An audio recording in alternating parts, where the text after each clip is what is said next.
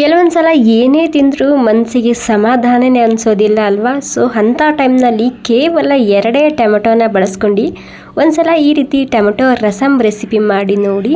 ಹೊಟ್ಟೆ ತುಂಬ ತಿಂದರೂ ಸಾಕೆ ಅನಿಸೋಲ್ಲ, ಅಷ್ಟು ರುಚಿಯಾಗಿರುತ್ತೆ ಮತ್ತು ತುಂಬ ಸಿಂಪಲ್ಲಾಗಿ ಮಾಡ್ಕೋಬೋದು ಈ ರೆಸಿಪಿ.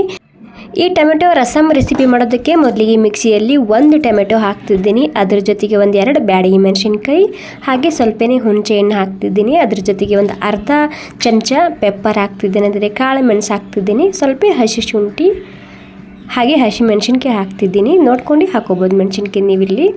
ಅದ್ರ ಜೊತೆಗೆ 1 ಕಡ್ಡಿ ಬೆಳ್ಳುಳ್ಳಿ ಹಾಕ್ತಿದ್ದೀನಿ ಮತ್ತು ಸ್ವಲ್ಪನೇ ಕೊತ್ತಂಬರಿ ಸೊಪ್ಪು ಹಾಕ್ತಿದ್ದೀನಿ. ಈ ರೀತಿ ಕಡ್ಡಿ ಸಮೇತ ಹಾಕೋಬೇಕು ಕೊತ್ತಂಬರಿ ಸೊಪ್ಪು. ಈ ರಸಮ್ ರೆಸಿಪಿ ತುಂಬ ರುಚಿಯಾಗಿರುತ್ತೆ.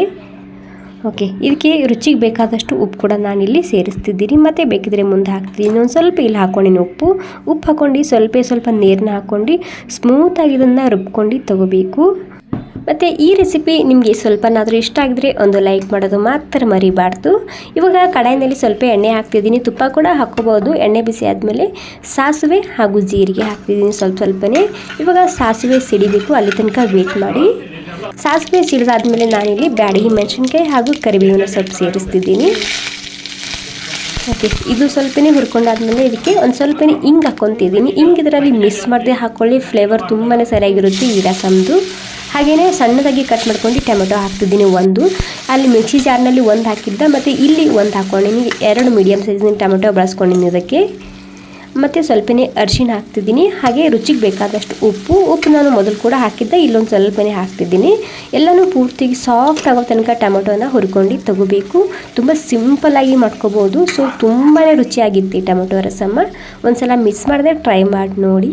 ಇವಾಗ ನಾವು ರುಬ್ಬಿದಂತಹ ಈ ಟೊಮೆಟೊ ಪೇಸ್ಟ್ ಹಾಕ್ತಿದ್ದೀನಿ. ಇವಾಗ ಈ ಟೊಮೆಟೊ ಪೇಸ್ಟ್ ಪೂರ್ತಿಯಾಗಿ ಎಣ್ಣೆ ಸಪ್ರೇಟ್ ಆಗೋ ತನಕ ಹುರ್ಕೋಬೇಕು. ನೋಡಿ, ಎಣ್ಣೆ ಸಪ್ರೇಟ್ ಆಗಿದೆ. ಇವಾಗ ಎಣ್ಣೆ ಸಪ್ರೇಟ್ ಆದಮೇಲೆ ಇದಕ್ಕೆ 2 ಗ್ಲಾಸ್ ಆಗುವಷ್ಟು ನೀರು ಹಾಕ್ತಿದ್ದೀನಿ. ಜಾಸ್ತಿ ತಿಳಿಬೇಕಿದ್ರೆ ಒಂದು 3 ಗ್ಲಾಸ್ ಕೂಡ ಹಾಕೋಬೋದು. ನಾನಿಲ್ಲಿ ಒಂದು 2 ಗ್ಲಾಸ್ ಹಾಕ್ಕೊಂಡಿನಿ. ಇಲ್ಲಿ ನಿಮಗೆ ಇನ್ನೊಂದು ಕಿವಿ ಮಾತು, ನಿಮಗೆ ಇನ್ನಷ್ಟು ಗಟ್ಟಿಯಾಗಿರಬೇಕು, ರುಚಿಯಾಗಿರಬೇಕು, ಹೆಲ್ದಿಯಾಗಿರಬೇಕು ಅಂದರೆ ನೀವೇನು ಮಾಡಿ, ಹುರುಳಿಕಾಳಿನ ಪುಡಿ ಬರುತ್ತೆ ನೋಡಿ, ಅದನ್ನು ಹಾಕ್ಕೋಬೋದು 1 ಚಮಚ. ಇಲ್ಲಿ 1 ಚಮಚ ಬೆಲ್ಲ ಹಾಕ್ಕೊಂಡಿನಿ, ಅಂದರೆ ಹುರುಳಿಕಾಳ ಹುರಿದು ಪುಡಿ ಮಾಡ್ಕೊಂಡು ಹಾಕ್ಕೋಬೋದು 1 ಚಮಚ. ಈ ರಸಮ್ ಗಟ್ಟಿಯಾಗಿ ಬರುತ್ತೆ, ಹೆಲ್ದಿಯಾಗಿರುತ್ತೆ, ರುಚಿಯಾಗಿರುತ್ತೆ ಆ ಪೌಡರ್ ಹಾಕೋದ್ರಿಂದ. ಇವಾಗ ನೋಡಿ, ಎಣ್ಣೆ ಸಪ್ರೇಟ್ ಆಗೋ ತನಕ ನಾನು ಕುದಿಸ್ಕೊಂಡು ತೊಗೊಂಡಿದ್ದೀನಿ. ಒಂದು 5 ನಿಮಿಷ ಕುದಿಸ್ಕೊಂಡು ತೊಗೊಂಡಿದ್ದೀನಿ ಸ್ಲೋ ಗ್ಯಾಸ್ನಲ್ಲಿ. ಈ ಟೈಮ್ನಲ್ಲಂತೂ ಘಮ್ ಅಂತಿರುತ್ತೆ. ಸ್ವಲ್ಪ ಕೊತ್ತಂಬರಿ ಸೊಪ್ಪು ಹಾಕ್ಕೊಂಡು ಮತ್ತೆ ಒಂದು 10 ಸೆಕೆಂಡ್ ಕುದಿಸ್ಕೊಂಡ್ರೆ ಆಯಿತು.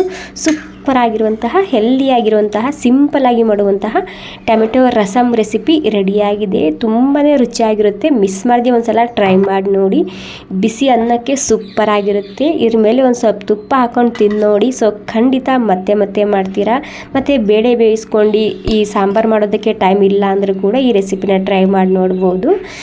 ಈ ಸಿಂಪಲ್ ರೆಸಿಪಿ ನಿಮಗೆ ಸ್ವಲ್ಪನಾದರೂ ಇಷ್ಟ ಆಗಿದ್ರೆ ಒಂದು ಲೈಕ್ ಮಾಡಿ. Thank you.